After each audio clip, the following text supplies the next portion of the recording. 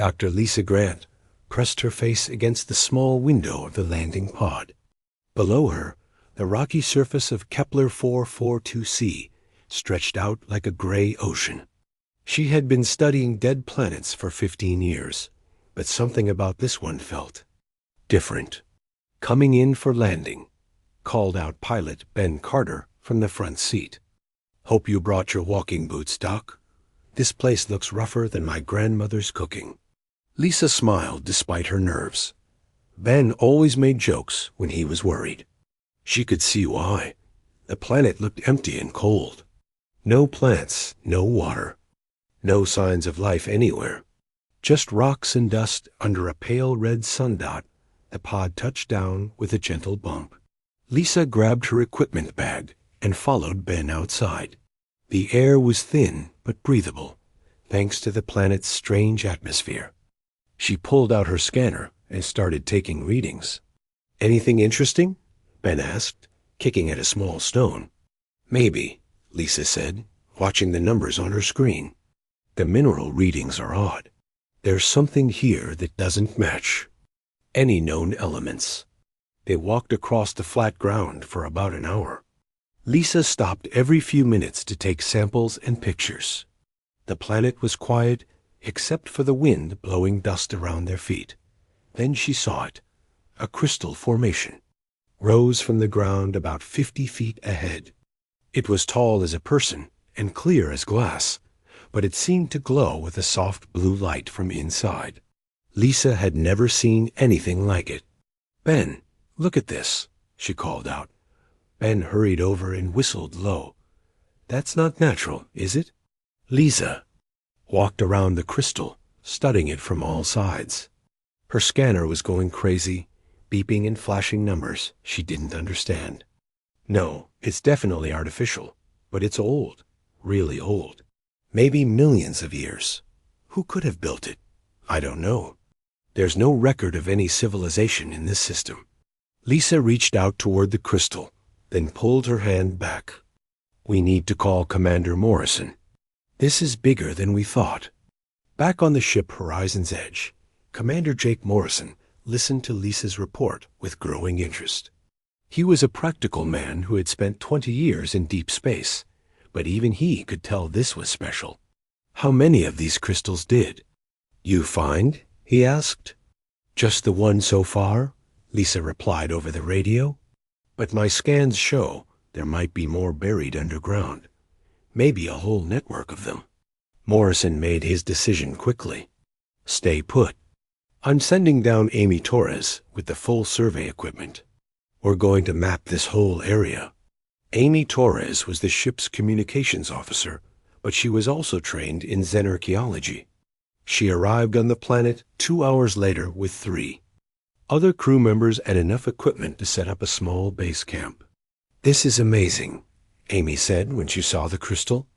"It's beautiful," Lisa nodded, "and completely mysterious. We can't figure out what it's made of or how it works." Amy walked closer to the crystal. She pulled out her tablet and started recording. A message for her daughter back on Earth. It was something she did every day, keeping a video diary to share with her family when she got home. "Hi, honey," she said to the tablet. "Mommy found something really cool today. It's like a magic crystal on a faraway planet. It reminds me of the Crystal Castle in that story I used to read to you. Remember the one about the princess who could talk to stars?" As Amy spoke, something strange happened. The crystal began to glow brighter. The soft blue light pulsed gently, like a heartbeat. "Lisa," Amy whispered, "are you seeing this?" Lisa looked up from her equipment. The crystal was definitely responding to something. "Keep talking," she said quickly. Amy continued her message. "The crystal is so pretty, sweetheart. It makes me think of all the bedtime stories we used to share. Remember how you always asked me to tell you about brave space explorers? Well, now Mommy is one." The light in the crystal grew stronger. Then, impossibly, other lights began appearing across the landscape. One by one, crystals buried under the dirt started glowing and pushing up through the surface. Within minutes, dozens of crystal formations dotted the area around them. "Commander," Lisa called into her radio, her voice shaking with excitement. "You need to see this." "The whole planet just woke up," Morrison's voice crackled back. "What do?" "You mean, woke up? The crystals are responding to us." When Amy started talking, they all started glowing. It's like they were waiting for something. Waiting for what? Lisa looked at Amy, who was still recording her message, still talking about stories and adventures. The crystals pulsed brighter with every word.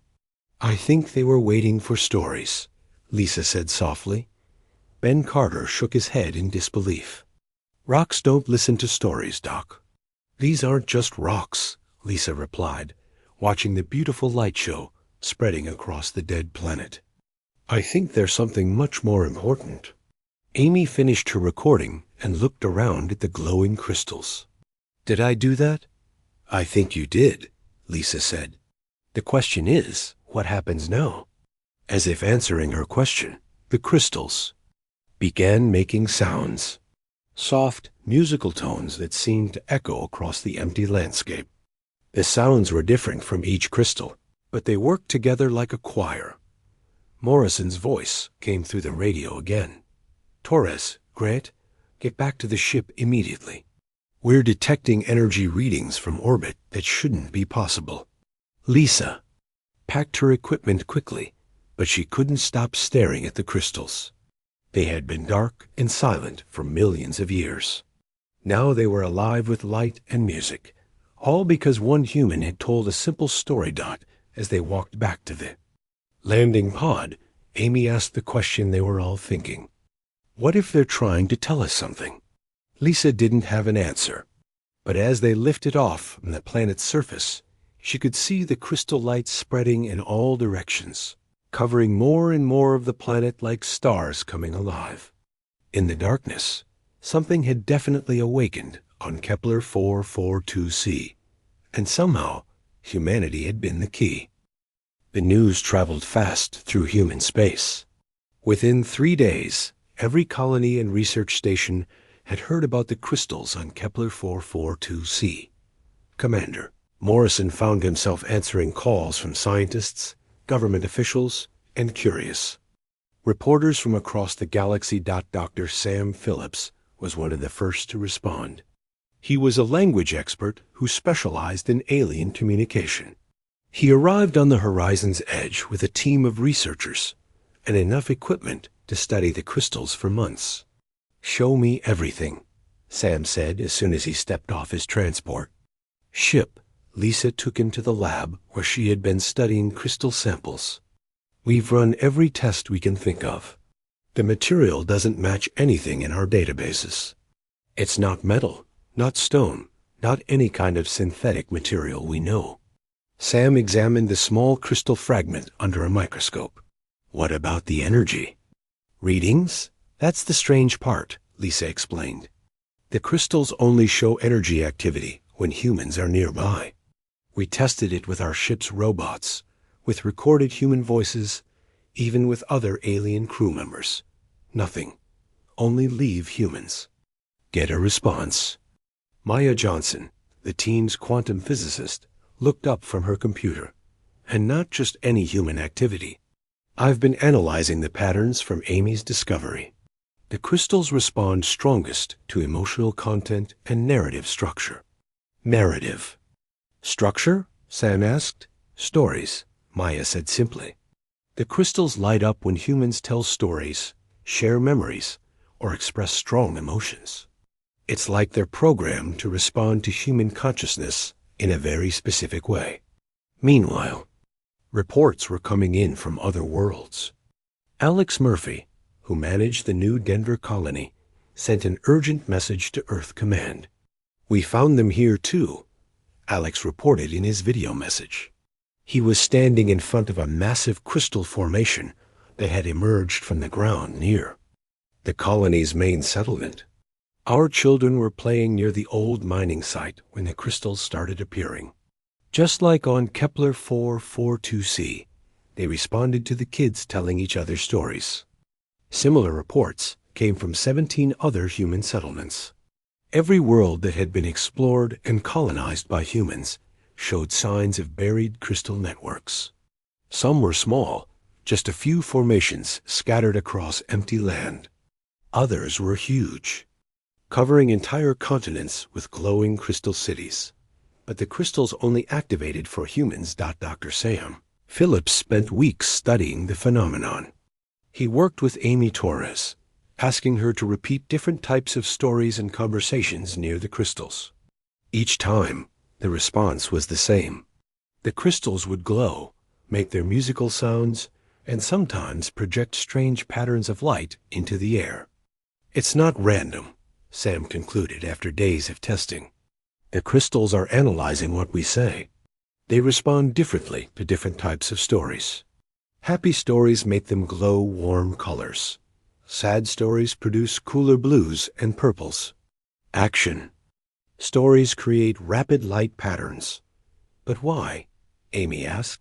What do they want? I think they're learning, Maya said. Each story we tell adds information to their system. They're building a database of human experience. Lisa frowned. But who built them? And why did they program them to respond to humans specifically? The answer came from an unexpected source. Ambassador Veltar arrived at Earth's orbital station 3 weeks after the first discovery. He was a Zephyrian, one of the oldest and most respected alien species in the galaxy. The Zephyrians had been exploring space for thousands of years. Before humans ever left Earth, Veltar was tall and thin, with pale blue skin and large black eyes. He spoke perfect English, though his voice had a strange musical quality that made everything sound like a song. The crystal networks have been dormant for over 2 million years, Veltar explained to the assembled human leaders. We have records of them from our earliest space travels. They cover hundreds of worlds throughout the galaxy, but they have never shown any activity until now. Do you know who built them? Asked Director Helen Ross from Earth Command. We call them the architects, Veltar replied. They disappeared long before any current civilization arose. We found ruins of their cities on dead worlds, but never any living trace of them. The crystal networks were always cold and dark, until humans found them, Sam Phillips said. Yes, your species has awakened something that has slept for millions of years. The Galactic Council is very interested in understanding how and why. Back on New Denver, Alex Murphy was dealing with more immediate concerns. The crystal formations near his colony had begun generating their own signals. Strange mathematical patterns that pulsed through the crystals in waves of light and sound. It's like they're trying to talk to us, Alex reported to Earth. But the patterns are too complex for our computers to decode. Dr. Lisa Grant arrived on New Denver to study the phenomenon firsthand. She spent days watching the crystal displays, taking notes on every pattern and sequence. They're not random, she told. Alex, there's definitely intelligence behind these signals. But it's not like any form of communication we've ever seen.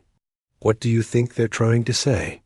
Lisa watched as the crystals pulsed in a complex rhythm, like a heartbeat made of light. I think they're trying to tell us a story. Their story. Maya Johnson made a breakthrough when she connected the patterns from multiple worlds. The signals from different crystal networks weren't independent. They were parts of a larger message, pieces of a puzzle scattered across space. Each world is part of the story, Maya explained in her report to Earth Command. It's like they're chapters in a book, but the book got scattered across the galaxy. When humans activate one network, it tries to connect with the others. A galactic library? Sam Phillips suggested. More than that, Maya said. I think it's a record of the architects themselves, their history, their culture, maybe even their consciousness, preserved in these crystal networks. Amy Torres, who had started it all with her simple bedtime story message, found herself at the center of humanity's greatest discovery.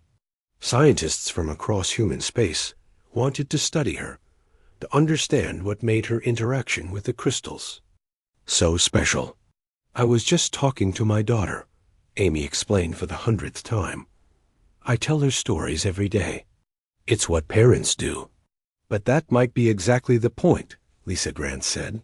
"Humans are natural storytellers. We share experiences, memories, emotions through narrative.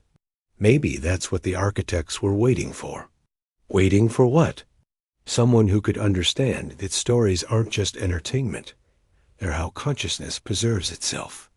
As more crystal networks activated across human space, the patterns became clearer. The architects had built something incredible, a way to store and transmit the essence of living beings through the stories they told. And somehow, after millions of years of silence, they had found the one species in the galaxy that could make it work. The crystals continued to pulse with light and music, growing brighter each day as more humans shared their stories. Whatever the architects had been trying to preserve was finally ready to be revealed. The stars themselves seemed to be listening. 3 months after Amy Torres first spoke to the crystals, something extraordinary happened. The crystal networks across human space began working together. Dr. Lisa Grant was studying samples in her lab when her computer started beeping frantically. Every crystal network within 50 light years was sending the same signal at exactly the same time.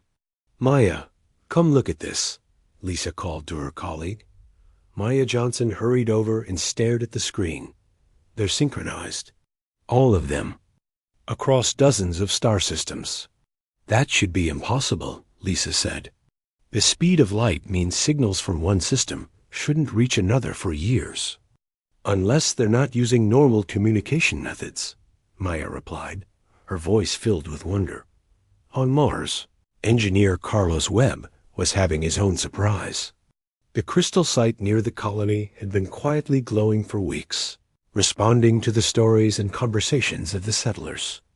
But now it was doing something new. Carlos was telling his young son about his grandfather's farm back on Earth when the crystal began projecting images into the air. Holographic pictures appeared above the crystal formation, showing scenes from Carlos's memory with perfect detail. "Papa, look!" His son pointed at the floating images. "It's great-grandpa's barn." Carlos stared in amazement. The crystal was showing his grandfather's red barn, exactly as he remembered it, down to the dent in the door and the old weather vane on top. As he continued his story, more images appeared. His grandfather feeding chickens, his grandmother hanging, laundry on the line, his own father as a young boy playing in the wheat fields. "How is it doing this?" Carlos whispered. The crystals seemed to hear him. The images shifted, showing new scenes that Carlos had never told anyone about. Private moments from his childhood, conversations he had forgotten, emotions he had buried deep in his memory. Carlos called the colony administrator immediately. "You need to get down here. The crystal is reading my mind." Similar reports came from colonies throughout human space. The crystals weren't just responding to stories anymore. They were accessing human memories, pulling out experiences and emotions that people hadn't even spoken about. Dr. Sam Phillips arrived on Mars to study the phenomenon. He spent hours with Carlos and other colonists, watching as the crystals projected their memories into vivid holographic displays. "It's not reading your mind," Sam explained after days of observation. "It's reading the neural patterns associated with your stories. When you tell a story, your brain creates specific electrical patterns. The crystals can interpret those patterns and reconstruct the images and emotions connected to them." "But why?" Carlos asked. "What do they want with our memories?" Sam looked at the crystal formation, which was now displaying images from 6 different colonists simultaneously. Each person's memories floated in separate holographic windows above the peak. "Crystals," creating a beautiful and chaotic display of human experience. "I think they're building something," Sam said. "A collection of human consciousness." Back on Earth, Ambassador Veltar was growing concerned. The Zephyrian Council had sent him reports of unusual space-time distortions near human colonies. The crystal networks were affecting the fabric of reality itself. "The crystals are generating gravitational anomalies," Veltar explained to Director Helen Ross. "Small ones, but they're growing stronger. Our scientists detect temporal fluctuations as well." "What does that mean?" Helen asked. "We're not sure. But the architect's technology was always beyond our understanding. If the networks are becoming fully active after millions of years, we may be dealing with forces that could reshape space itself." Commander Jake Morrison received urgent reports from multiple colonies. The crystal networks were no longer passive observers. They were beginning to affect their environments in measurable ways. On New Denver, Alex Murphy reported that time moved differently near the largest crystal formation. Clocks ran slow in a 100-meter radius around the crystals. Plants grew faster. People felt more alert and energetic. "It's like the crystals are changing the rules of physics," Alex explained in his report, "but only in small areas. And only where humans have been telling stories." Maya Johnson made the connection first. "The crystals aren't just recording our stories," she told Lisa Grant. "They're using them to reconstruct something. Every human story, every memory, every emotion we share with the crystals becomes part of a larger pattern." "What kind of pattern?" "I think it's the pattern of the architects themselves. Their civilization, their consciousness, maybe even their entire species. They found a way to preserve themselves in the crystal networks, but they needed another species to provide the key." "The key? Stories?" "The ability to share consciousness through narrative. Humans are the only species in the galaxy that naturally thinks in stories. We don't just communicate facts. We share experiences, emotions, personal histories. We think of our lives as stories with beginning, middle, and end." Lisa felt a chill run down her spine. "You're saying the architects have been waiting for us specifically?" "I'm saying they've been waiting for a species that could understand consciousness as narrative.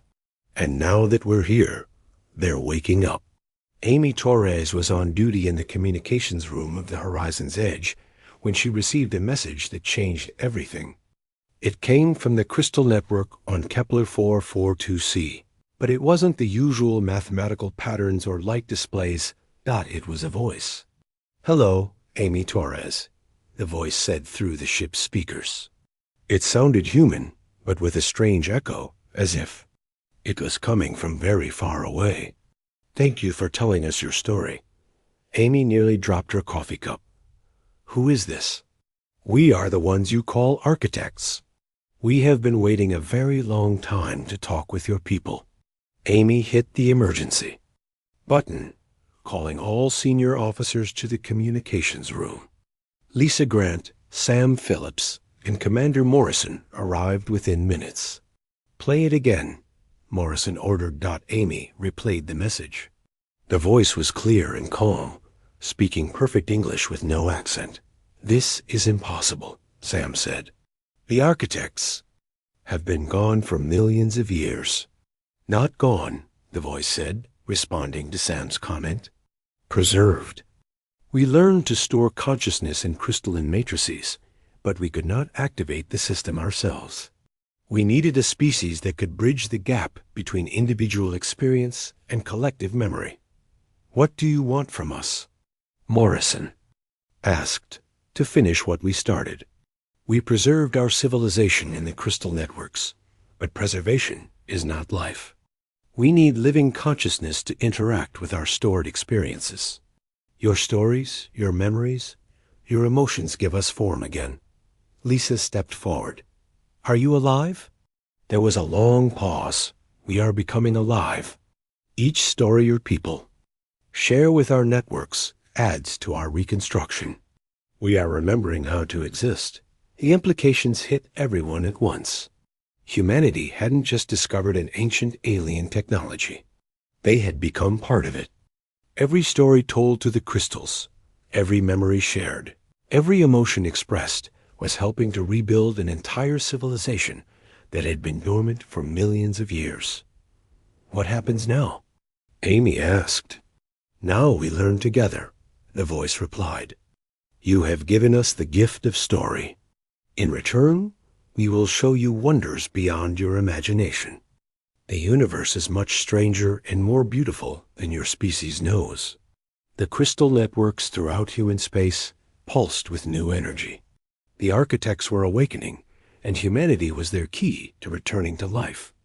But as the crystals grew brighter and their effects on space-time became stronger, one question remained.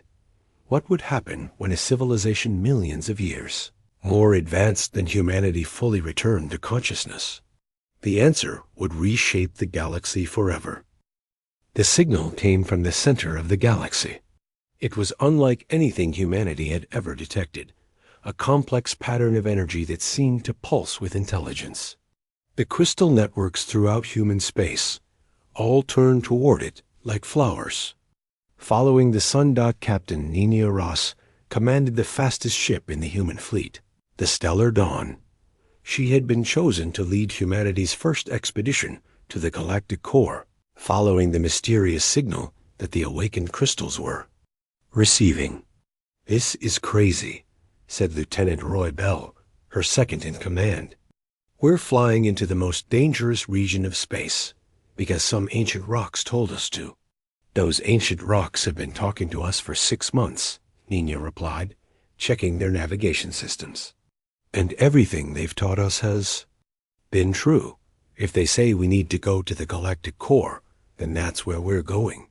Dr. Lisa Grant was part of the expedition team, along with Sam Phillips and Maya Johnson.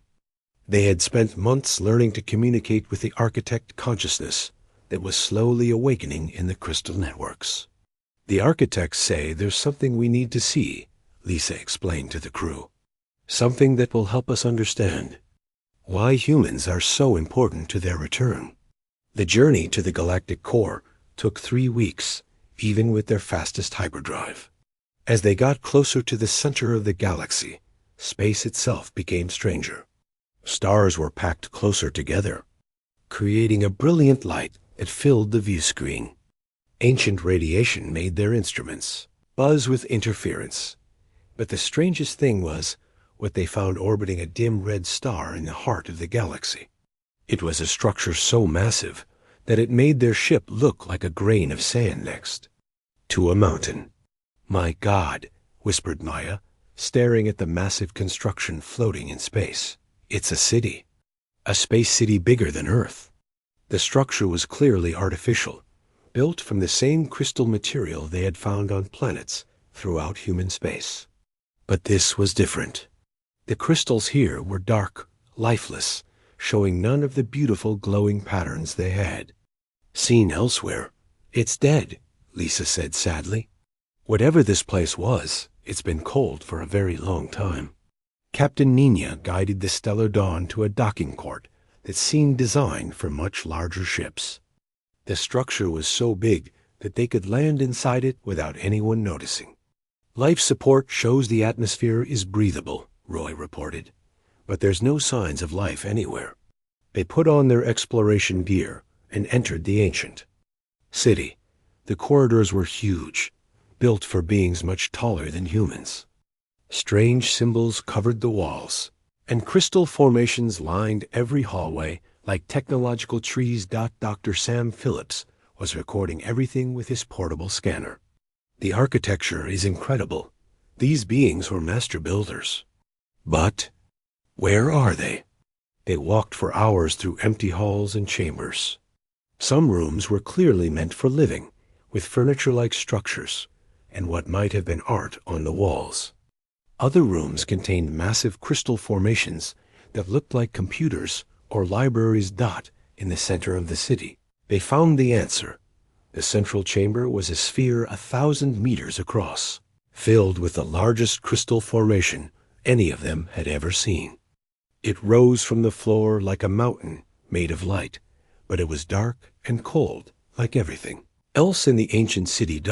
As they approached the crystal mountain, it began to glow softly, not with the bright, warm light they had seen on human worlds, but with a pale, weak glow like a dying star. "Welcome," said a voice from the crystal. It was the same voice that had been speaking to them through the networks, but weaker, more distant.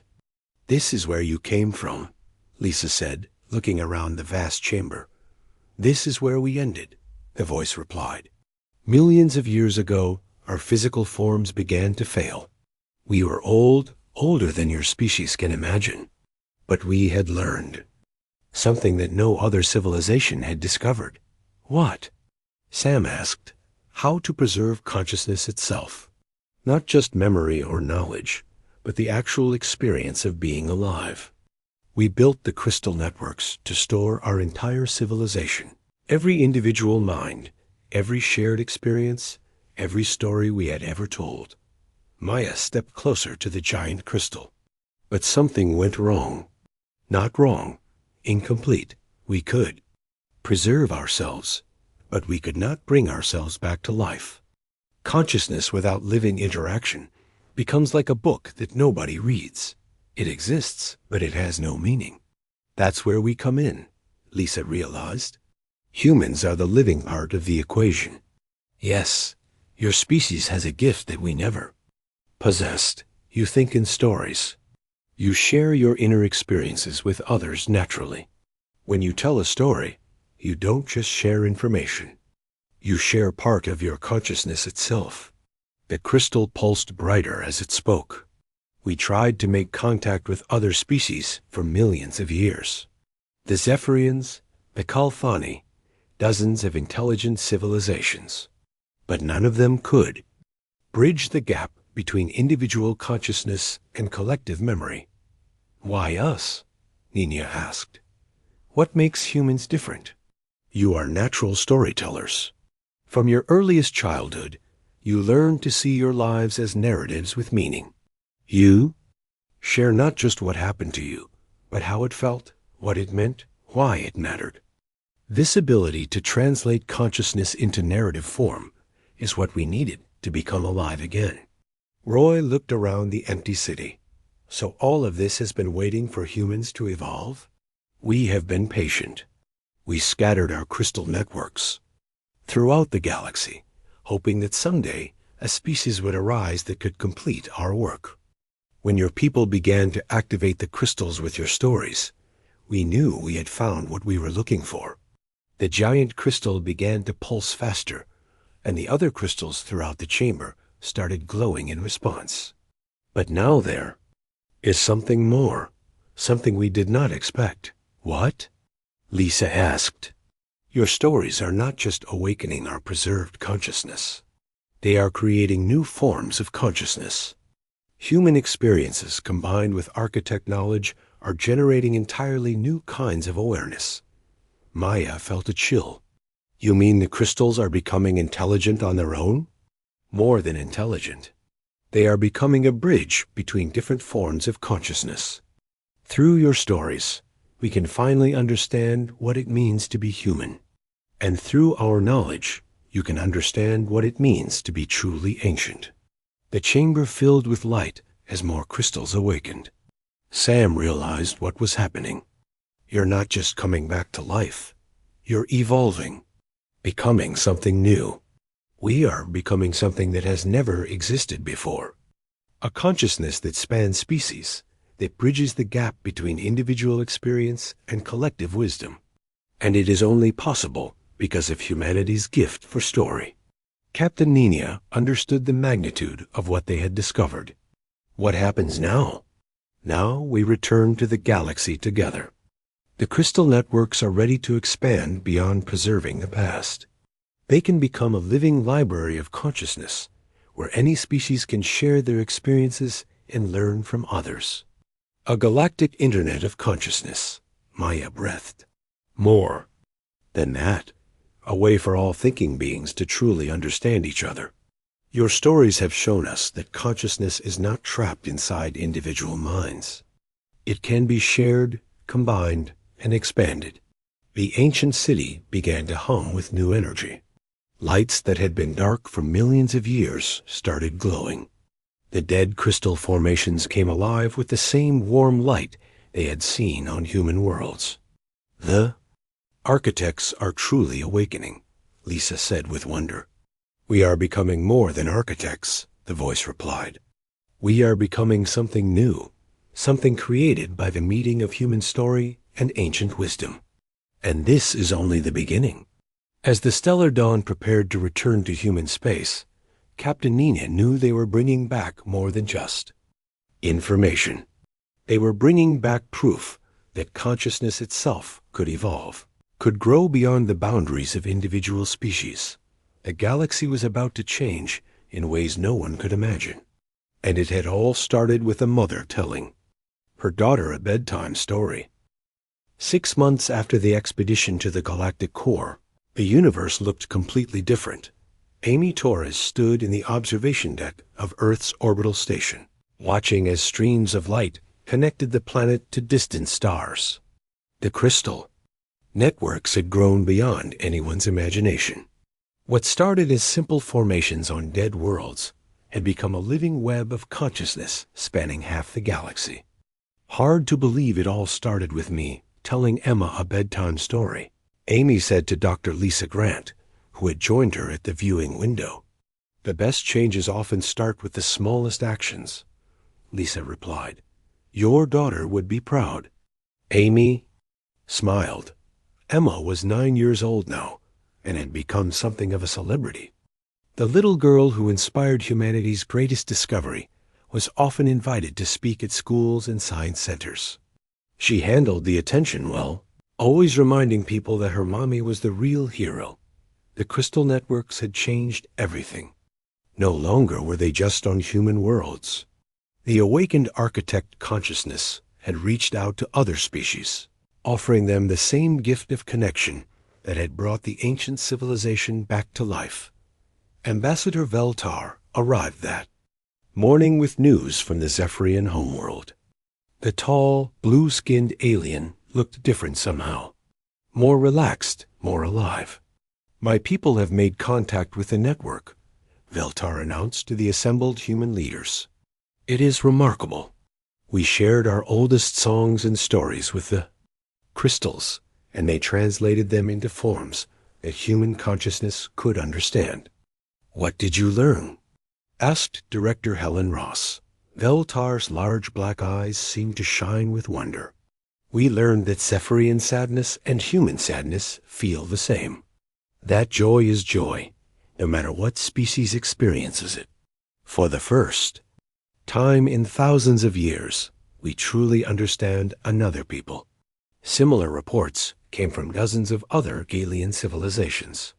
The crystal networks were spreading, not through conquest or force, but through invitation. Each species that chose to share their stories with the crystals found their experiences added to the growing Library of Galactic Consciousness. Dr. Sam Phillips had become humanity's first official translator for the network. His job was to help other species learn how to share their experiences in ways the crystals could understand. It's not about language, Sam explained to a group of visiting Regellian diplomats. It's about emotional truth. The crystals respond to authentic experience, to stories that come from the heart. The Regellians were insect-like beings who communicated through chemical signals rather than words. But when they shared their memories of their hive cities and their complex social bonds, the crystals translated those experiences into narratives that humans could feel and understand. Maya Johnson led the team studying the network's effects on space-time. The crystals were no longer just affecting small areas around their locations. They were beginning to change the structure of space itself. We're seeing faster-than-light communication between networks separated by thousands of light years, Maya reported to the Scientific Council. The crystals seem to exist partially outside normal space-time. They're creating shortcuts through the fabric of reality itself. Is it dangerous? Asked Captain Ninia Ross, who had returned from several more expeditions to Ancient Architect. Sights. I don't think so, Maya replied. The changes seem designed to help consciousness flow more freely between distant locations. It's like the universe is becoming more alive, more connected. Carlos Webb on Mars had become one of the most skilled human interface operators for the Crystal Network. His ability to share vivid memories had made him invaluable in helping the system understand human experience. Today, I'm sharing the memory of my first day at school, Carlos told his son as they approached the crystal formation near their colony. The crystals want to understand how human children learn. As Carlos shared his memory, the crystals projected holographic images, showing not just his first day at school, but the experiences of thousands of other children from dozens of different species. Human children learning to read, Zephyr and young. Ones learning to sing their first songs, Rigelian larvae taking their first independent steps. Look, Papa, his son said, pointing at the display. All the kids in the galaxy go to school. That's right, Carlos said, watching the beautiful display of shared experience. And now we can all learn from each other. Lieutenant Roy Bell had been assigned to explore the farthest reaches of the Crystal Network. His ship, the Deep Explorer, had discovered that the crystals weren't just on planets. They were growing in the vacuum of space itself, creating bridges of light between star systems.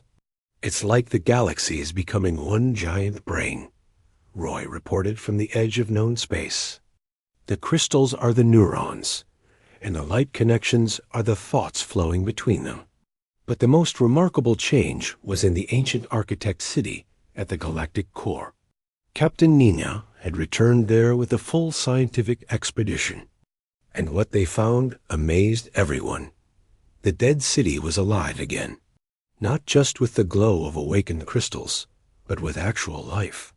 Beings made of crystalline light moved through the halls, and they were not quite architect and not quite human, but something entirely new.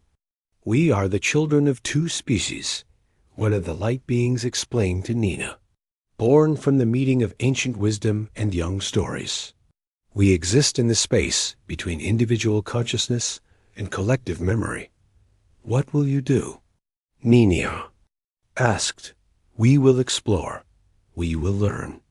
We will help other species discover what you have shown us, that consciousness is not a prison, but a gift to be shared. Dr. Lisa Grant published her final report on the Architect Awakening 1 year after Amy Torres first spoke to the crystals. Her conclusions changed how the galaxy thought about consciousness, intelligence, and the nature of life itself. The crystal networks are not technology in any sense we understand, Lisa wrote. They are a new form of life, one that exists in the connections between minds rather than in individual bodies.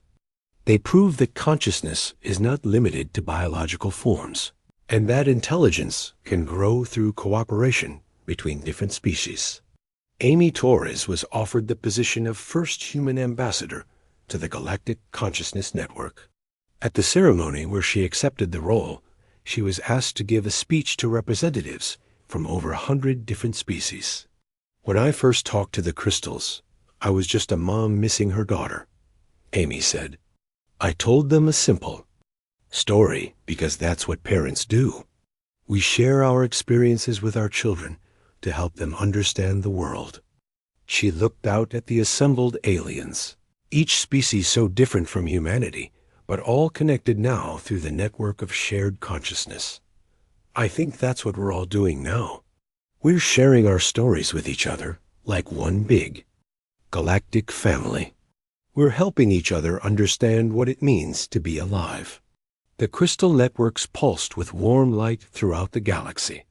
In the ancient architect city, beings of living light danced between the stars.